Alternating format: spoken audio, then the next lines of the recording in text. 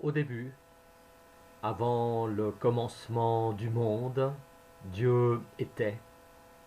Ici et maintenant, au milieu de nous, à nos côtés, Dieu est. Demain, dans l'avenir, quand nous serons retournés à la poussière et que tout ce que nous connaissons aura trouvé son accomplissement, Dieu sera. Oui, Dieu était, Dieu est, Dieu sera.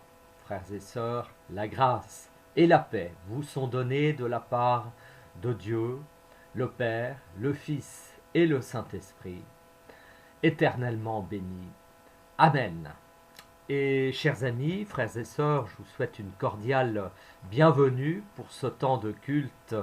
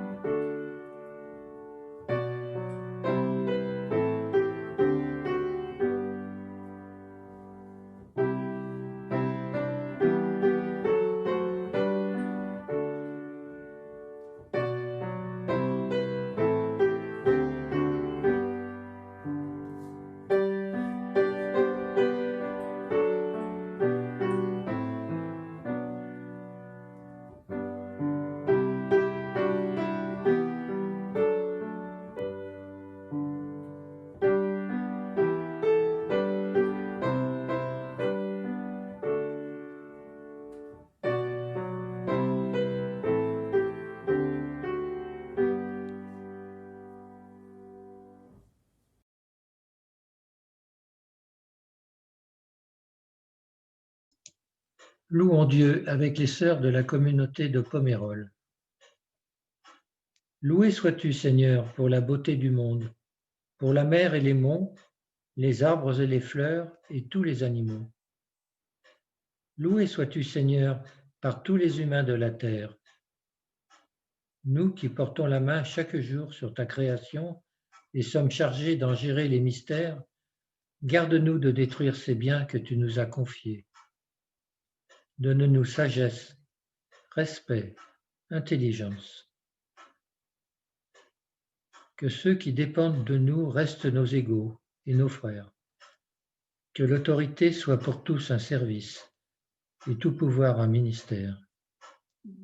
Que chaque heure de ce jour, au lieu de se défaire, soit le temps du Seigneur, un temps d'éternité.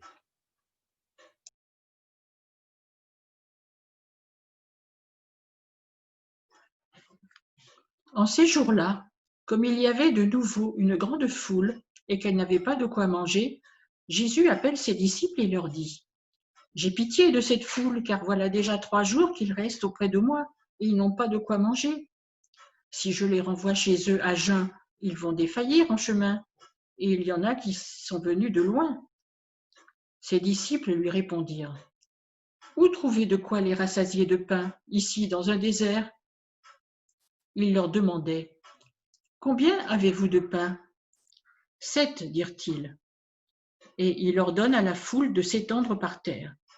Puis il prit les 7 pains, et après avoir rendu grâce, il les rompit, et il les donnait à ses disciples pour qu'ils les offrent.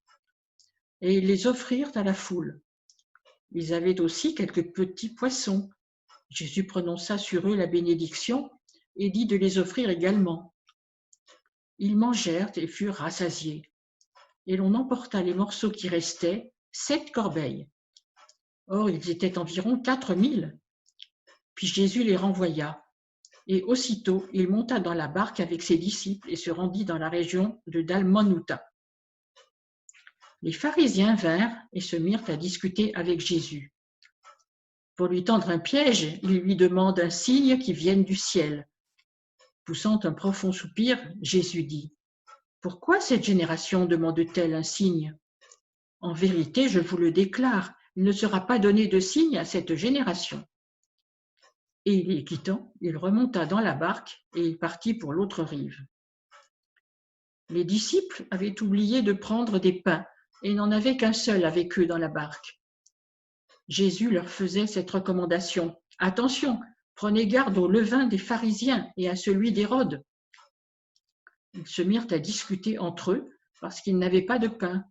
Jésus s'en aperçoit et leur dit : « Pourquoi discutez-vous parce que vous n'avez pas de pain ? Vous ne saisissez pas encore et vous ne comprenez pas ? Avez-vous le cœur endurci ? Vous avez des yeux, ne voyez-vous pas ? Vous avez des oreilles, n'entendez-vous pas ? Ne vous rappelez-vous pas, quand j'ai rompu les 5 pains pour les 5000 hommes, combien de paniers pleins de morceaux vous avez remportés ? Ils disent : 12. Et quand j'ai rompu les 7 pains pour les 4000 hommes, combien de corbeilles pleines de morceaux avez-vous emportés ? Ils dirent : 7. Et il leur disait : ne comprenez-vous pas encore ?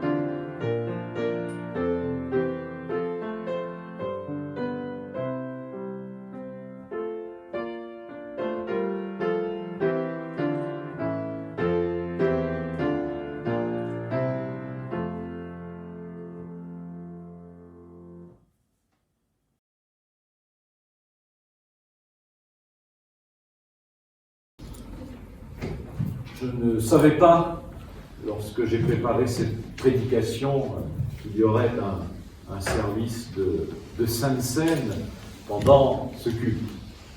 Mais d'une certaine manière, cela tombe très bien, puisque l'évangile que j'ai retenu nous raconte une histoire, nous raconte des histoires de pain.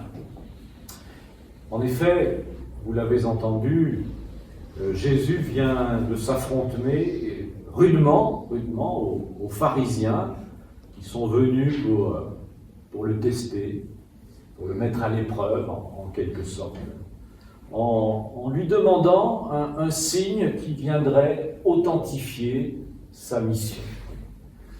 Ces pharisiens, ils exigent de Jésus une manifestation spectaculaire de la puissance divine qui prouverait de manière irréfutable l'origine sainte du ministère de Jésus de Nazareth. Démarche particulièrement étrange quand on pense que Jésus vient précisément d'accomplir un miracle éclatant, celui de la seconde multiplication des pains qui nous est raconté au tout début du chapitre 8 de l'évangile de Marc, avant que Jésus ne rencontre les pharisiens.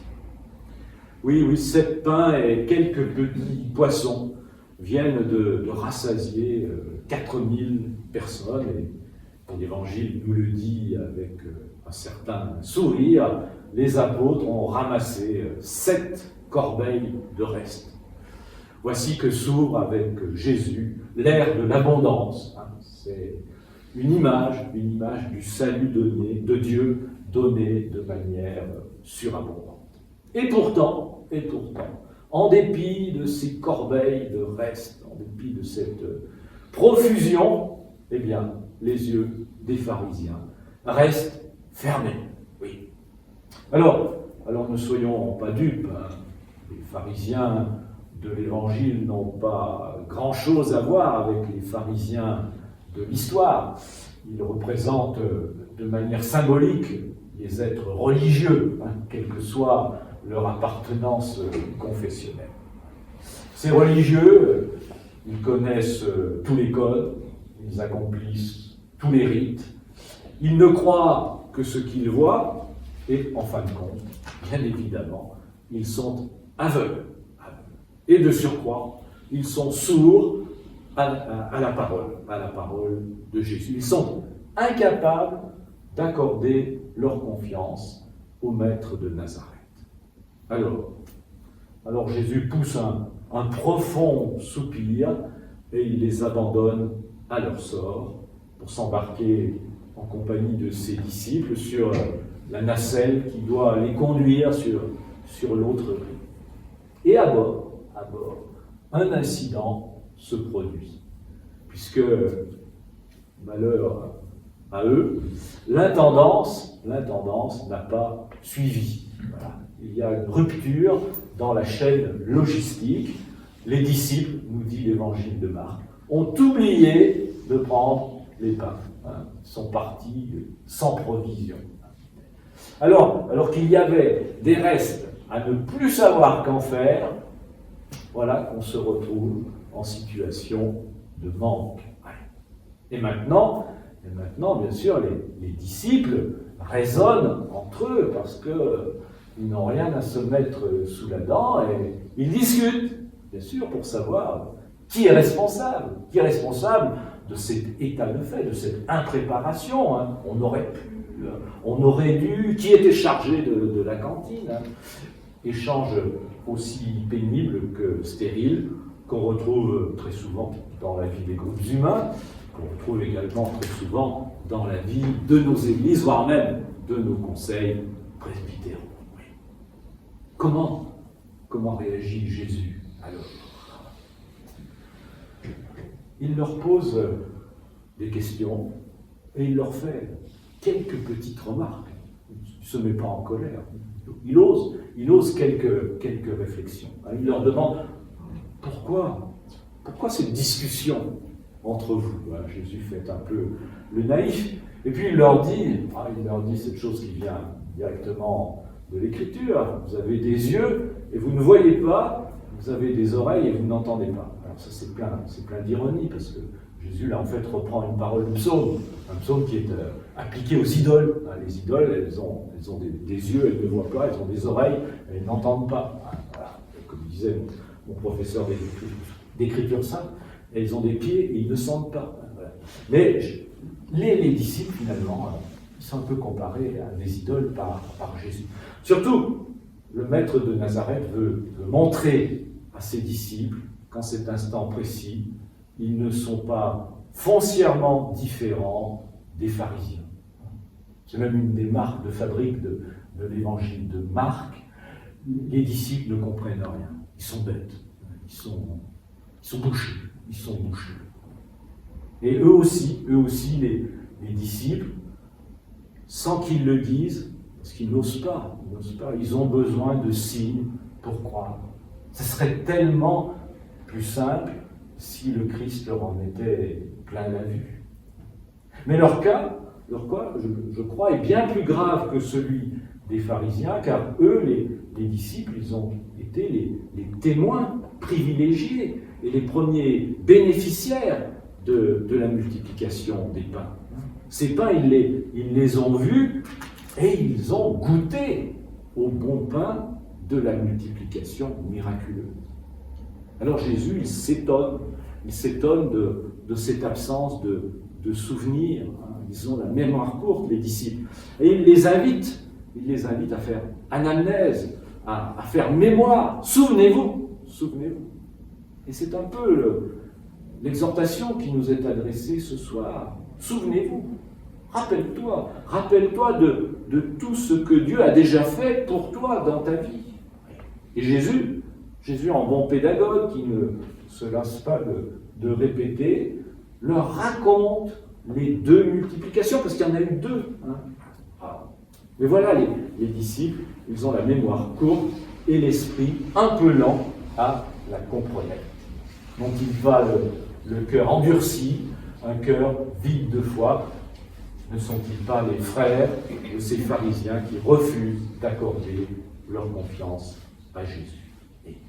Et là, Jésus les prend, non pas sur des questions de ravitaillement, mais sur leur manque de foi. Parce que dans ce texte, il y a une petite incise, que vous avez peut-être remarqué. Les disciples, nous dit l'Évangile, ont oublié de prendre le pain. Mais l'évangéliste Marc, de manière quasi imperceptible, ajoute au sujet du pain, il n'en avait qu'un seul avec eux dans la barque. Et quel est ce pain, sinon Jésus lui-même, Jésus en personne, qui par sa parole vient nous donner le seul pain qui compte. Pensez à la déclaration du Christ joannique, moi je suis le pain de vie, celui qui vient à moi n'aura jamais faim. Jésus est le pain, le seul pain qui se trouve à bord du navire des disciples. L'histoire et ma prédication pourraient s'arrêter là, par une exhortation à croire, à nous renouveler dans la foi, une exhortation à faire confiance à Jésus, le vrai pain pour la route, une exhortation à garder en mémoire les merveilles de Dieu. Mais Jésus ajoute encore une chose, toujours au sujet du pain. Il invite, et c'est très étrange, il invite ses disciples à se méfier du levain des pharisiens et de celui d'Hérode. Voilà qu'avec Jésus, l'histoire du pain n'est donc pas tout à fait finie. Les pharisiens, je l'ai dit, ils symbolisent l'être religieux.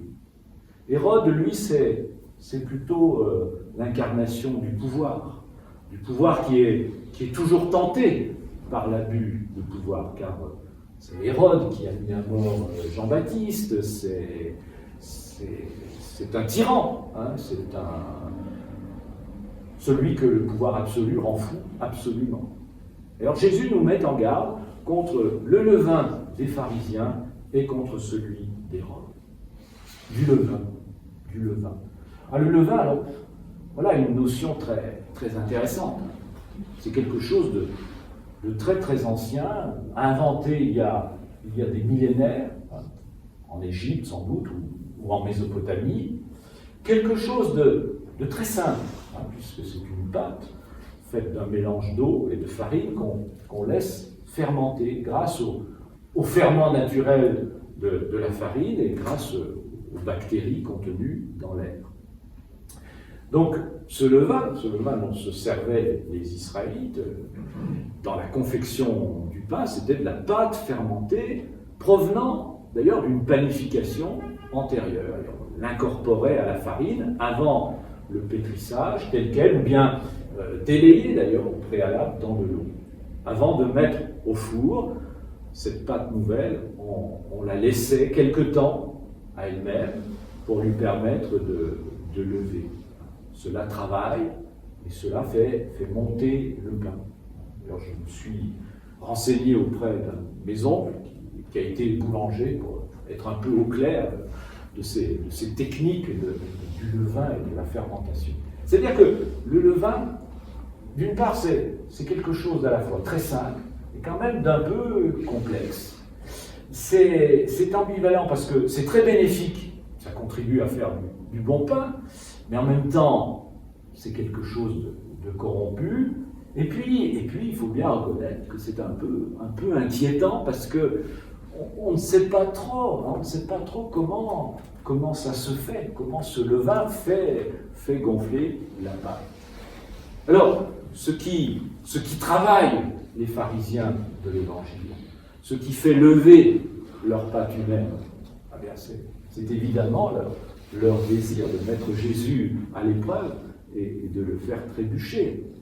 Ce qui travaille Hérode, c'est la crainte d'avoir affaire avec Jésus, d'avoir affaire à un nouveau Jean-Baptiste qui viendrait lui dire ces 4 vérités, aussi bien dans le domaine politique que dans celui de sa vie privée, qui était un peu compliquée, souvenez-vous de la danse d'Hérodiade. Et la question nous est également posée à nous à travers cette image du levain. Qu'est-ce qui nous travaille ? Quel est notre levain ?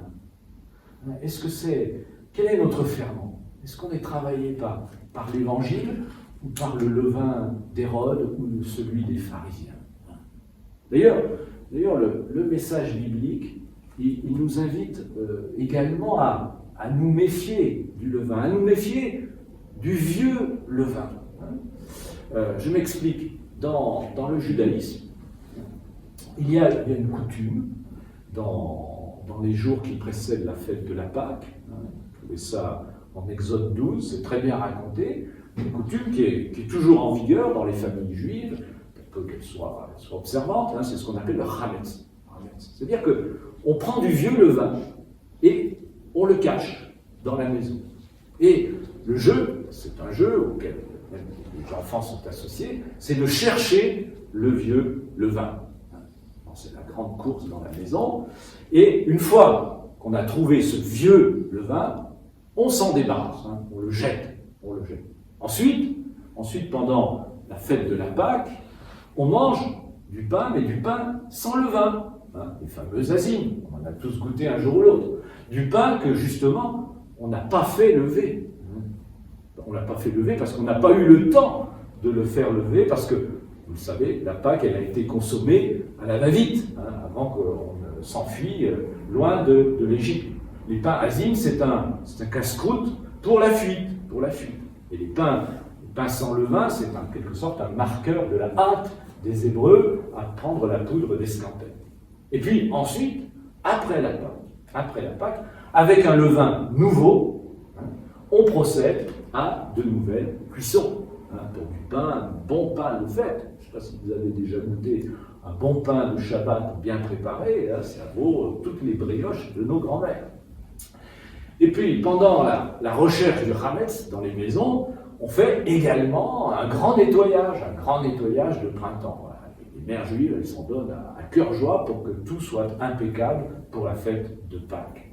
Eh bien, voilà, je vous invite à la réflexion en ce début d'année, parce que finalement, ces temps de confinement, ils sont quand même propices au rangement et au tri, dans nos vies matérielles, dans nos vies spirituelles aussi peut-être. Voilà. Dans nos vies, quels sont les vieux levains dont nous pourrions nous défaire? Ouais. À chacun de s'examiner là-dessus. Et Paul lui-même écrivait aux Corinthiens dans sa première lettre, au chapitre 5, il disait « Ne savez-vous pas qu'un peu de levain fait lever toute la pâte ?» Il ajoutait, parce qu'il était juif, « Purifiez-vous du vieux levain, afin que vous soyez une pâte nouvelle, puisque vous êtes sans levain, car Christ, notre Pâque, a été immolé. Célébrons donc la fête, non pas avec du vieux levain, ni avec un levain de perfidie et de méchanceté. » Là, on voit que Paul rejoint l'Évangile de manière absolument concordante. Oui, frères et sœurs, le Christ, c'est comme un levain qui vient faire lever la pâte humaine. C'est un levain nouveau, et nous sommes invités à nous laisser travailler par Jésus, afin que tout ce qui est vrai, juste, bon, soit l'objet de nos pensées et de notre volonté. Oui. L'évangile, c'est comme du levain. Oui. Un peu de levain et toute la pâte lève. Et ce levain, il peut servir à des quantités infinies de pâte, à des quantités innombrables de panification et de cuisson. Il nous revient juste de nous débarrasser du vieux levain. Je conclus, chers frères et sœurs. Aujourd'hui, Jésus a voulu nous raconter une histoire de pain. Une levure nouvelle est offerte pour faire lever le pain du royaume. Et Jésus, lui, c'est comme un bon pain, bien levé. Et il nous invite à embarquer avec lui pour une traversée dont, d'ailleurs, nous ne savons pas trop de quoi elle sera faite tout au long de l'année 2021. En tout cas, ce qui est sûr, c'est que Jésus est le pain, l'unique pain pour la traversée de l'existence, un pain à consommer sans modération, un pain à savourer, un pain à partager. Oui, j'ai déjà cité l'évangéliste Jean, c'est ici le pain descendu du ciel, celui qui mangera de ce pain vivra. Alors prenez et mangez, et vous verrez, mon Dieu, que c'est bon. Amen.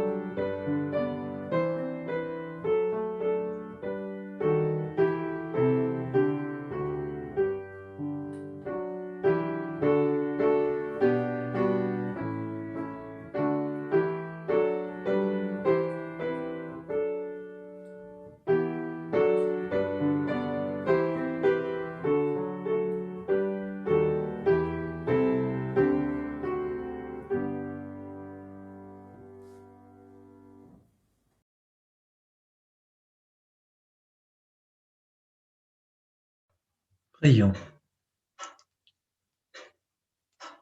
Ce matin, Seigneur, un nouveau soleil s'est levé sur ma vie. Une nouvelle journée s'est ouverte pour l'humanité. Je te prie pour les personnes fragiles et pour celles qui se sentent toujours trop fortes. Pour les personnes qui combattent la guerre, par la guerre. Et pour celles qui cherchent à vivre et à construire la paix. Pour les personnes qui souffrent et pour celles qui provoquent la souffrance. Pour toutes ces personnes, tu existes, Seigneur. Seigneur, tu existes pour tout homme, toute femme et tout enfant de ce monde. Fais-nous vivre, les uns avec les autres, dans le pardon et la réconciliation donnés en Jésus-Christ. Notre Père qui es aux cieux, que ton nom soit sanctifié, que ton règne vienne, que ta volonté soit faite sur la terre comme au ciel. Donne-nous aujourd'hui notre pain de ce jour. Pardonne-nous nos offenses, comme nous pardonnons aussi à ceux qui nous ont offensés. Et ne nous laisse pas entrer en tentation, mais délivre-nous du mal. Car c'est à toi qu'appartiennent le règne, la puissance et la gloire au siècle des siècles. Amen.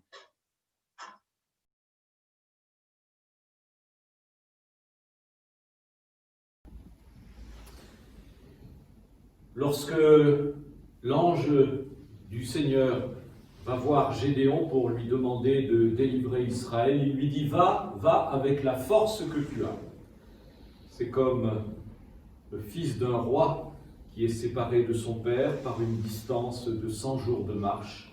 Ses amis lui disent « Retourne auprès de ton père », mais lui leur répond « Je ne peux pas, je n'ai pas la force ».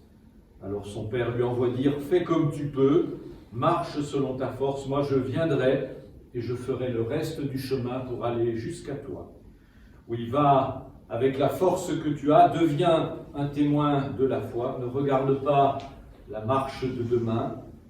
Dieu renouvelle sa grâce chaque matin, il calme tes peurs, il partage ton chemin. Dieu nous bénit et nous garde. Allez et demeurez dans la paix de Dieu. Amen.